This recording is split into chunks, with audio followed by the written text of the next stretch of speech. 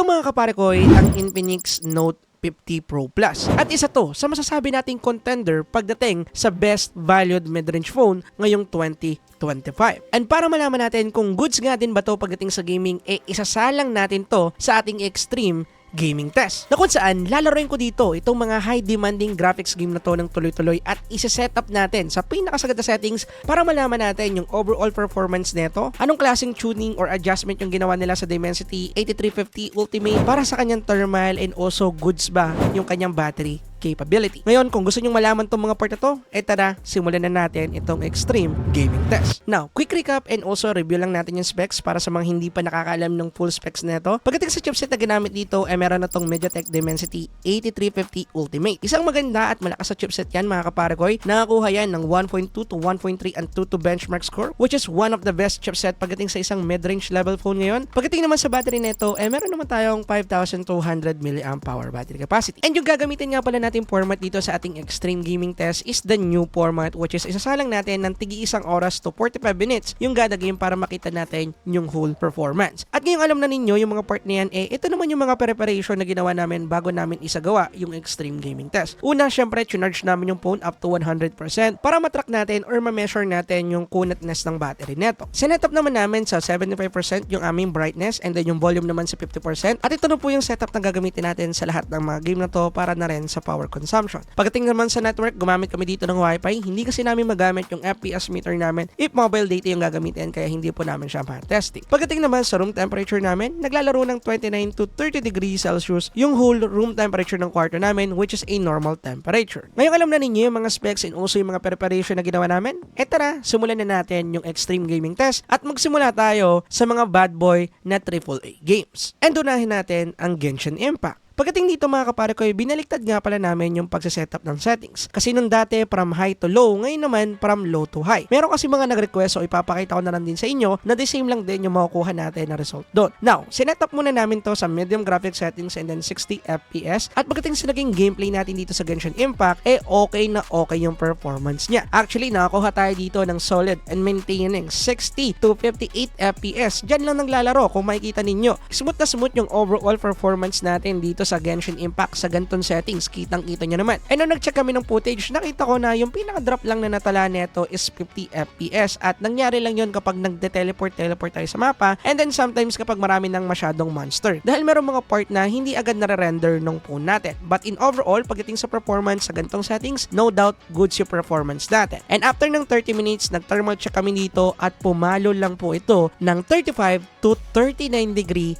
Celsius lang, which is good temperature para sa isang Genshin Impact game. Ngayon naman, walang pahinga-pahinga, after naming i-check yung kanyang temperature, sinetap agad namin to sa pinakasagad na settings niya, which is highest graphical preset settings and then 60 FPS combo. Pagdating naman dito, goods din yung naging performance natin, maganda rin yung nakuha nating FPS dahil nagmi-maintain pa rin to sa 58 to 60. Although yung pinaka naging average na FPS natin dito or yung pinaka pinaglaruan niya talaga bumaba ng 56 FPS from 58 to 60. But ang kagandahan dito, consistent naman natin nakuha yung FPS na yun. The same lang din sa medium settings. Kaya in overall, kung mamimili tayo, medium man or high settings preset pagdating sa Genshin Impact, same po na playable dito sa phone na to. Walang problema dyan. Pwede natin gawin. Ang pinaka nakita naming FPS drop neto bumaba siya ng 46 FPS, which is normal. And the same lang din ng reason kanina kapag nagte-teleport and also kapag masyado ng maraming monster or animation. Pagdating naman sa thermal na nakuha natin dito, medyo tumaas ng konti dahil pumalo to ng 40 to 42 degree Celsius. And actually, pagdating sa temperature nito, tatapati ko na kayo, malamig siya kung i-compare natin sa Common 40 Premier and also Infinix GT30 Pro. Malalaman ninyo, gagawa natin yan ng comparison. But ganoon pa man, next game tayo. Next naman naming nalaro dito at isa sa pinaka-demanding game ngayon is WoWa. And again, sinetup muna namin siya sa low graphics preset niya and then 60 FPS combo. And pagdating dito, nakakuha din tayo ng decent performance. Nakakuha tayo dito ng average 56 to 60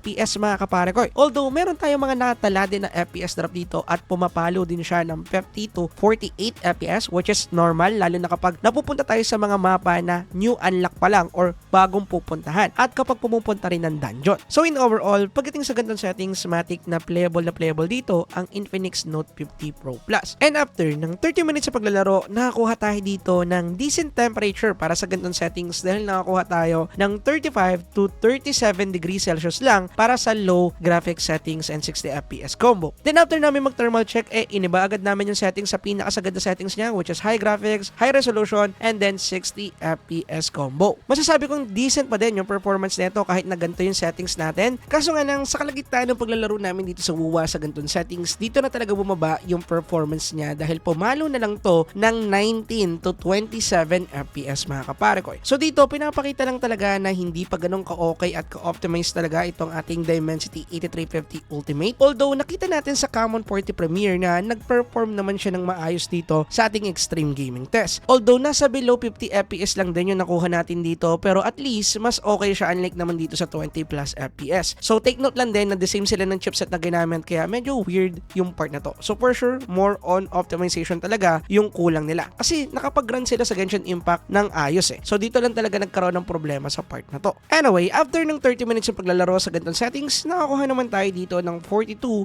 to 43 degree Celsius sa temperature. So, mas uminit siya unlike kanina. Anyway, walang pahinga-pahinga again. Next naman namin sinalang dito as itong solo leveling. And then dito, the same lang din ng mga nauna nating game. Sinetup muna natin sa pinaka-lowest settings niya, which is low lahat. Low graphics, low resolution, pero naka 60 FPS combo. Then pagdating sa naging overall performance na itong phone na to dito, okay naman. Nakakuha tayo dito ng decent FPS, which is naglalaro ng 50 to 60 FPS. Palabo-labo kasi, nagja-jump-jump. And then yung pinakamababang FPS na nakuha ko dito is 35. But in overall, sa tagal ng paglalaro namin dito kapag pumapasok kami ng dungeon, which is ito yung madalas na nagkakaroon ng issue pagdating doon sa ibang mga phone na tinesting ko before, sa ganitong settings nakakuha tayo ng decent performance. And dito rin sa dungeon part, doon natin din natatala yung 35 FPS pero bumabalik din naman agad sa 58 to 60 FPS. Pero just I said, palaro-laro sa 50 to 60 yung maintaining FPS nato. But in overall, pagdating sa playability ng solo leveling,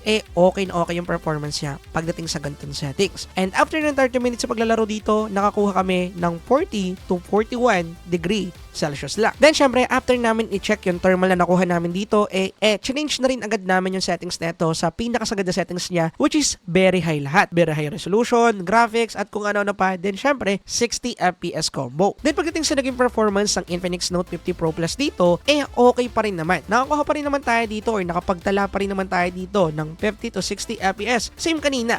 Pero dito rin lumabas yung mga issues at lagi ko rin dinidiscuss sa mga extreme gaming test natin na bug niya dahil nag-i-stack up to sa 30 FPS kapag pumapasok sa dungeon. And nangyari pa rin yan dito. Pero ang kagandahan dito kapag na-refresh yung app and then bumalik tayo dun sa mismong game, bumabalik at bumabalik din naman agad yung FPS niya. Sadyang meron lang mga ganung part na bigla siya nawawala and then kapag na-refresh yung app, bumabalik din naman agad. So hindi ko sure kung problema ba to sa settings or etc. Pero isa lang ang sure ako, bug to dahil sa lahat ng mga phones na encounter ko to. Anyway, pagdating sa settings sa to, playable na playable pa rin naman yung ating mismong solo leveling. Ang pinakamababang FPS na nakuha namin dito in normal without a bug ay pumalo ng 24 FPS. Pero yung maintaining, pumapalo pa rin ng 50 to 55 FPS, which is nice. So para sa akin, yung best settings dito sa solo leveling kung gusto natin ng decent FPS, ay mamili tayo from low or medium settings. Anyway, after ng 30 minutes sa paglalaro, ay nakakuha kami dito ng mas mataas na temperature dahil pumalo na to ng 42 to 44 degree Celsius. So, walang pahinga-pahinga, next naman namin sinalang dito is yung sa pinaka-favorite naming game ngayon dito sa studio, which is CarX Street. Bali, same sa mga ginaming test nating phone before, hindi na natin binago yung settings dito, naka 445 setting siya, which is numbering setting siya again, and then naka no limit yung kanyang FPS. Pagdating sa naging performance neto dito,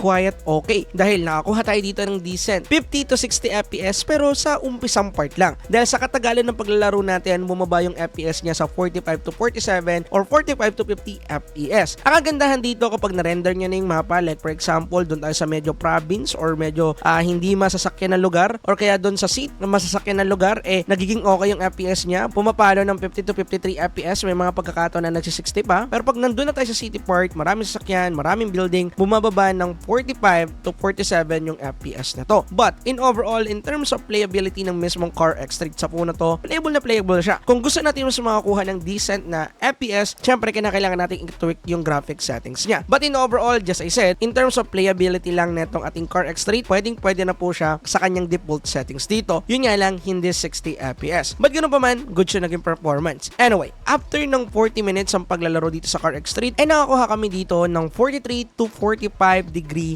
Celsius. Isa to sa mga game na talagang uminit pagdating dito sa Infinix Note 50 Pro Plus. Mamaya mas pag-usapan natin. And after din ng ating CarX Street gameplay, which is pumalo na siya ng 3 hours and 51 minutes, almost 4 hours na rin yung gameplay natin ng tuloy-tuloy, eh dito na rin tuluyan na na-reach niya yung pinakahangganan natin, which is 5%.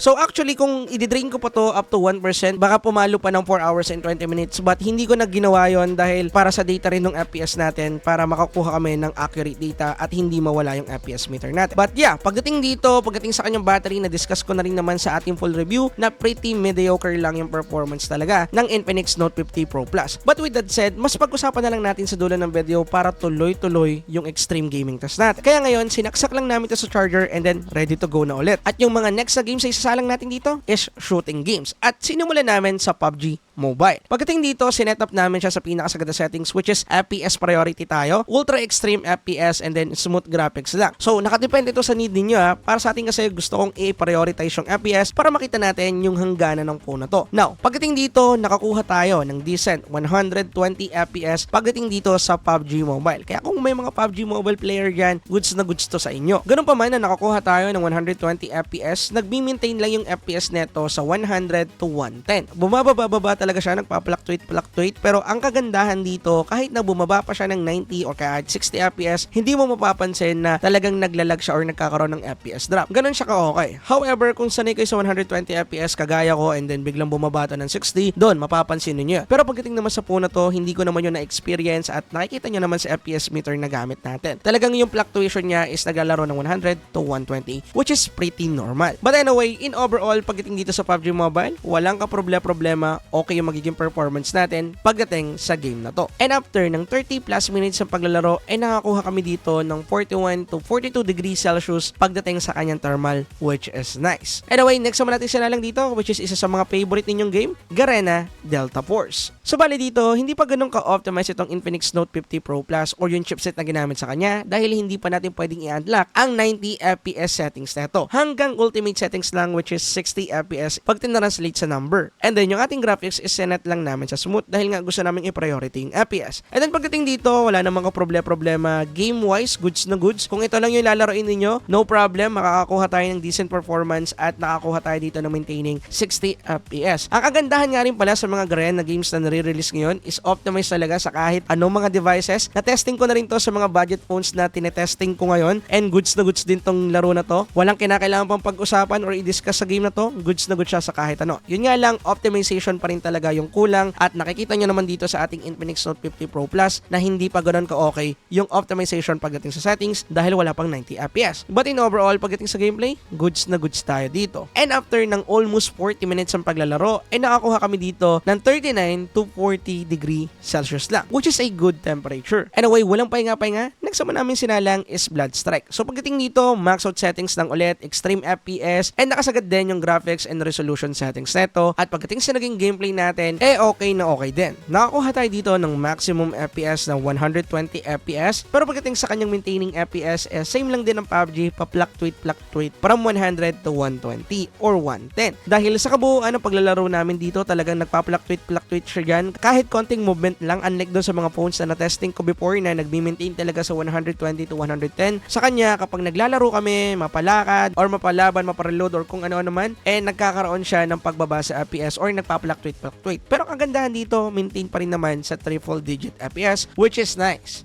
Anyway, after ng almost 40 minutes ng paglalaro dito, nakakuha naman din tayo ng decent 42 to 43 degree Celsius, which is a normal temperature kahit papano pagdating dito. Anyway, walang pahinga-pahinga, last game na natin to, which is CODM. So pagdating dito sa CODM, nakita nyo na naman yung performance na ito sa full review, pero para sa mga hindi pa, ito yung performance niya. Sinetap natin sa low graphics and ultra FPS and ultra frame rate settings, then pagdating dito, some way somehow hanggang 90 FPS lang yung ating mismong MP mode. Nakita nyo yun sa full review. And yes, 90 FPS pa rin po dito sa ating extreme gaming test. Wala po ako nakuhang update or wala po ako nakitang update kay CODM para mabago to 120.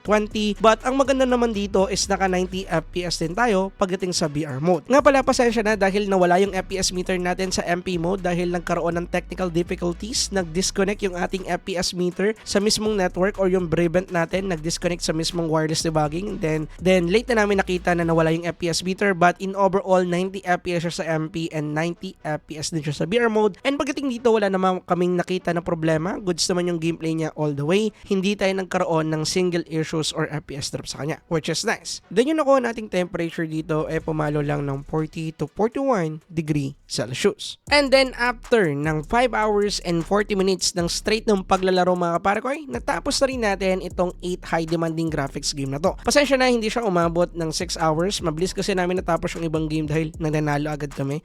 Flex But anyway, pagdating dito, kitang-kita naman natin yung naging performance ng ating phone. Now, here's my overall conclusion and also verdict if ever na bibili kayo ng Infinix Note 50 Pro Plus. Kung usapang palakasan ng performance pagdating sa Poco X7 Pro, di hamak na mas okay yung performance ng Poco X7 Pro. 8400 Ultra din kasi yung ginamit doon. Talagang malakas yun. But ganoon pa man, kitang-kita naman natin yung naging performance ng phone na to pagdating sa mga game na madalas nating nilalaro. Kayang-kaya niyang i-run. Sustainable yung performance niya. However, yung optimization side or yung pagiging optimized ng game sa chipset na ginamit dito, yung pa rin talaga yung question natin hanggang ngayon. Kitang-kita naman natin na merong mga game na talagang nagkakaroon ng problema pagdating sa mga FPS settings sila. Hindi pa supported. Yung iba naman merong bugs and everything. And actually, napansin ko yan madalas sa mga MediaTek chipset. Dahil marami na tayong mga phones na extreme gaming test dito. And most of the time, but hindi naman palagi, pero most of the time sa mga extreme gaming test natin, pag new MediaTek chipset, talaga nagkakaroon sila ng problema sa part na to. Kapag dating naman sa usapang temperature, same pa rin naman to na umiinit kagaya na lang ng Common 40 Premier at saka ng Infinix GT30 Pro. Nagawa na kasi namin ng extreme gaming test pero hindi pa namin pinapublish.